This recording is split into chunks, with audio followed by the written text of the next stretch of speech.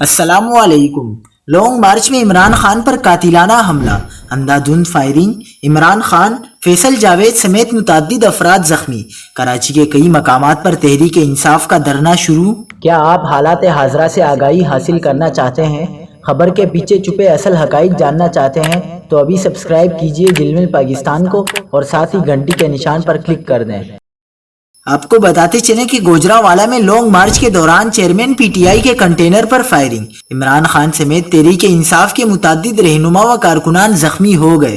کراچی میں تحریک انصاف کی جانب سے 10 مقامات پر دھرنا اور احتجاج شروع کر دیا گیا۔